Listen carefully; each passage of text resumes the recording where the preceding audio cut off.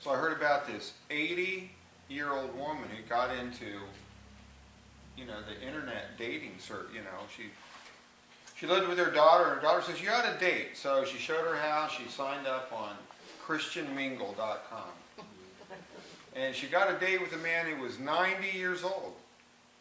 And so they went out. And she came back, and her daughter said, how'd it go? She said, I had to slap him 3 times. She said, what, did he get fresh? She said, no, I thought he died.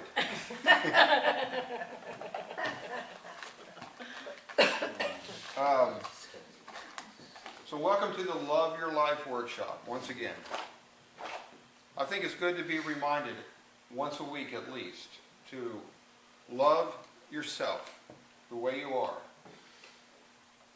And also that we desire to be the person that we most want to be the person that we love. That we are gentle with ourselves. That we show compassion and forgiveness to ourselves. And then we translate that, and we turn that, and we treat other people that same way. And I believe that in that way that we honor God. I believe in that way we use our gifts for God when we begin there. To love the person that He's made. And to walk out the door each day. Or rise in a spirit of gentleness and forgiveness and compassion. With ourselves and with other people. Today I want to talk about, we started out a few weeks ago with I'm willing to practice taking charge of my life. And follow that up with I'm willing to practice asking for help and knowing that I'm a part of a group. And then last week that I'm willing to practice being loving in every relationship, beginning with myself. Willing to practice that. Now today I want to kind of bring some of those together. I want to say I'm willing to practice choosing my actions and my attitudes. I'm willing to practice choosing my actions and my attitudes. Now, remember Cain and Abel. And in that story that we're told that Cain and Abel were brothers, and there came a time when they were going to present gifts or sacrifices to the Lord. And Abel brought the best of what he had. And God liked it. Or Abel did. And Cain brought some of what he had. And God wasn't pleased. And you remember what happened with Cain is he just got angry. And it's just anger overtook him. And it says that God came to him and said, why are you angry? And he said, listen, basically God says, listen, you're letting anger control you. And it's very simple. If you had done right, you'd be happy. If you had brought your best, you'd be happy. Things would be good. But you did not bring your best. You did not do right. He says, but be careful because sin or this anger wants to control you. It wants to be your master. It wants to control you. So in one sense, he was saying to Cain, take charge, control, choose. Choose to do the right thing. But we can kind of imagine Cain saying, oh, it's all, maybe he wanted to say, God, it's all your fault. We had to have these sacrifices, and I can imagine that when it came time to however they did to present their sacrifice, with Abel, it was something he chose to go get his best and to bring his best. Whether God had dictated this or this was just what he was bringing. But he chose to bring his best. And he didn't mind. It was a way of expressing his gratefulness and his love for God. And Cain, I can imagine just seeing it, it's a chore. Yeah, I got to do this. And so here, I'll grab this. It's a chore. I don't want to give up my best stuff. So here's a chore. It's a labor. Full of labor, just like that servant that we talked about a few minutes ago. And so really he wanted to blame God. It's God's fault, or it's his brother's fault.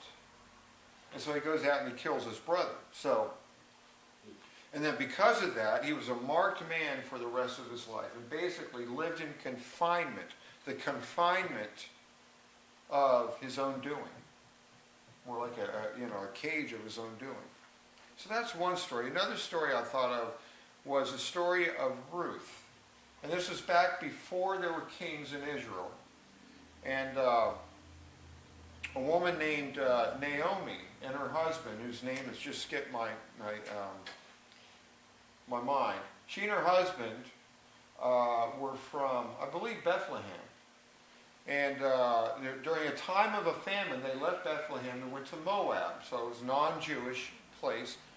And lived there. Went with their 2 sons. And in time, their 2 sons were married. And one of them married a woman named Ruth. Well, as time went on, Naomi's husband died, and the 2 sons died. And so she was left with her 2 daughters-in-law. And Naomi decided to go back to Bethlehem, back to, her people and her town. And the one daughter-in-law chose to stay, but Ruth chose to go with her. In fact, Naomi tried to talk her out of it. It's like, no, stay here. But Ruth was determined, and it was one of those poignant moments that had been used over and over where she said, no, wherever you go, I will go. Your people will be my people. Your God will be my God. And she went and she followed, but she chose to go out of love. She chose to go.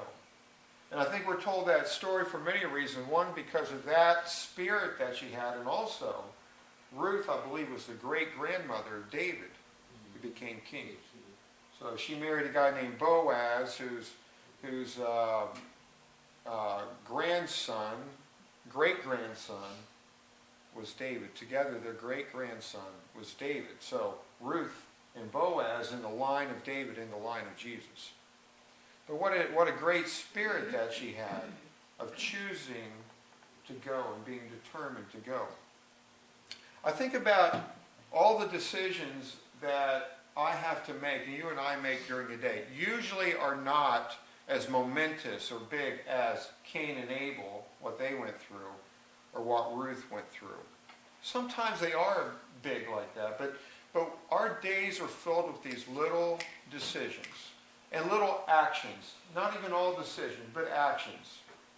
Whether it's going to one room and doing something, or watching TV, or working on a project, or going to the store, or going to a place that we have to go to a meeting, or going to work, or just whatever we do. Or going to this person's house, or meeting this person, making a phone call, cleaning a room. We have all these actions that we take throughout a day, and attitudes that we go through throughout a day. Some of us can go through lots of attitudes in a day, Sometimes our attitudes can change like that. You're in a good mood, a bad mood. Okay mood, good mood, bad mood. We can be on a seesaw, or we can be days where it just stays the same. But we have various attitudes and actions that we take all day. Now, the question is, as I live, and I want to think about this because it's subtle, do I live kind of more in a cage, like Cain, where I'm kind of imprisoned by my own attitude and my own actions and the way I go about them? Or do I live in freedom? Or another way that we talk in biblical language, do we kind of live under law, or do we live under grace? I may believe in grace, I may accept God's grace, but I may live in a way that's more like a person who lives by grace. Or another way to put it is, do I view everything I do as an obligation or a requirement? Or do I view it as a choice? See, it's real easy to subtly slip into a life where our whole life becomes an obligation. Our whole life becomes a drudgery. And yet, is it a choice? One interesting, helpful maybe, to some people, activity is to take a day or a period of time during the day and just write down everything you do as you go. You got to keep a pen and paper with you, a notebook, and you just write down everything that you do throughout the day. Made lunch, okay, and then next to it write because I should or because I want to, should or want, should or choose, have to or choose, however you want to put it. And it's kind of interesting because we can kind of go through our day and realize that we almost, if you're like me, that it's real easy to slip into everything that I do. I say, well, I have to do this. You ever find yourself saying that? Or say, I find myself someday, well, yeah, okay, well, I better go. I have to go do this. I have to go to the grocery store.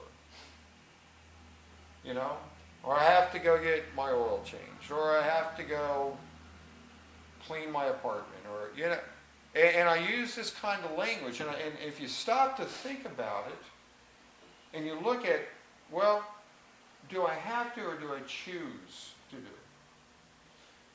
And I say that, and a lot of that is the way we approach it mentally, but it affects us spiritually.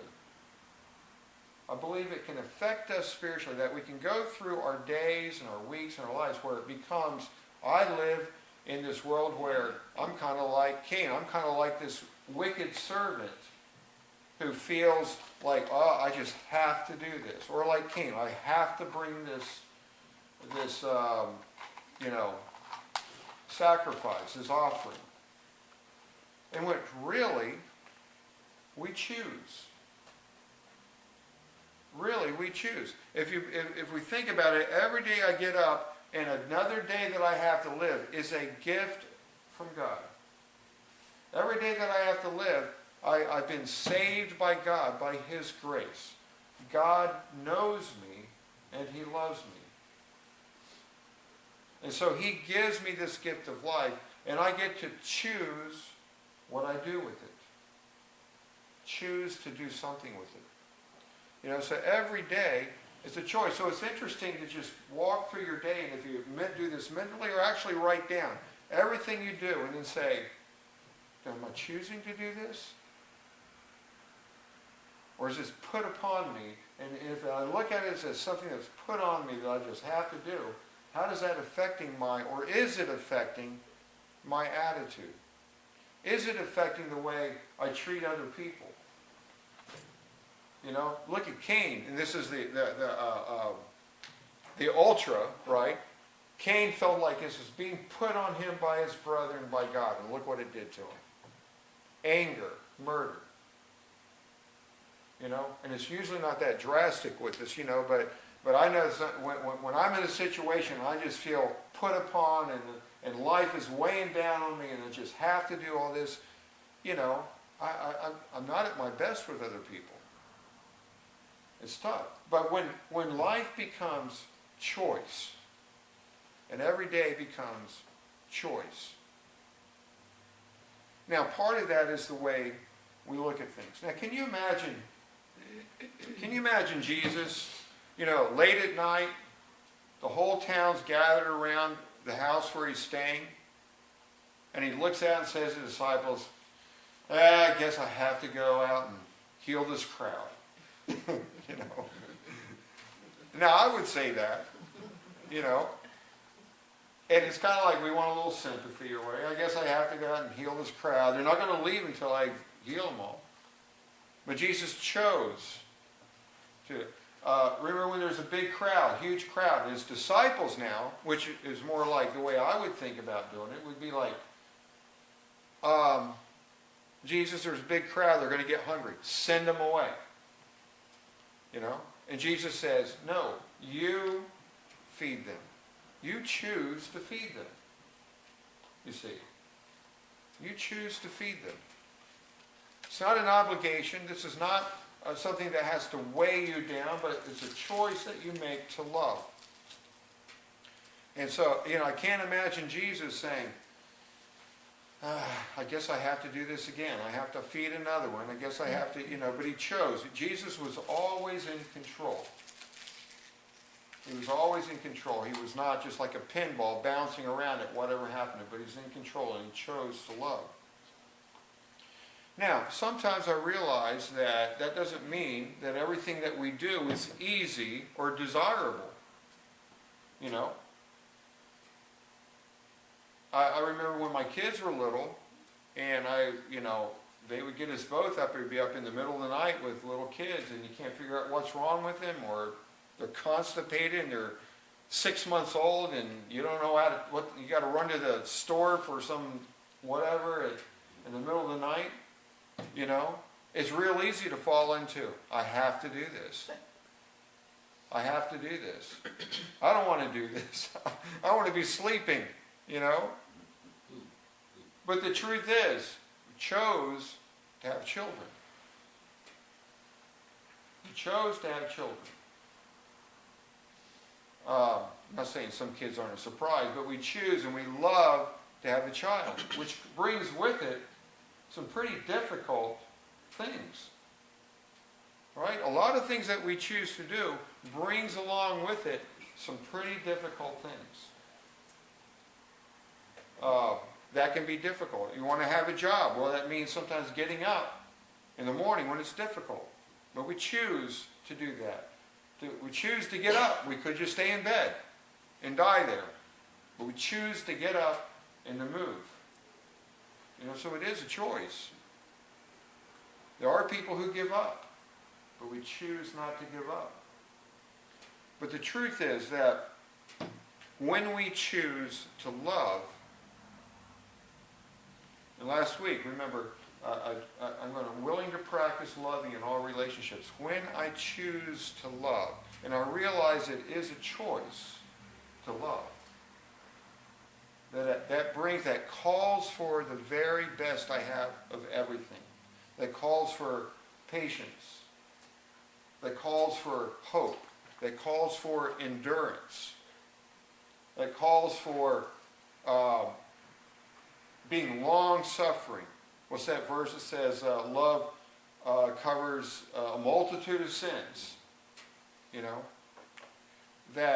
So when I find myself in all these situations, just like when you have a little child and you're up in the middle of the night, and I find myself in all these situations throughout a day that are difficult, to remember I chose. I chose love. I choose this because I choose to love. I choose.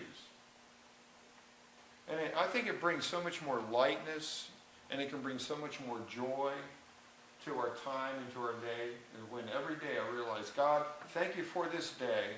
I'm choosing to do this. I'm choosing to clean my room. You know, I'm choosing to do it. When I wake up and I say, oh, I have to clean the apartment. Oh, it just brings you down, you know, doesn't it? Just to say that brings you down. Imagine what it does to other people.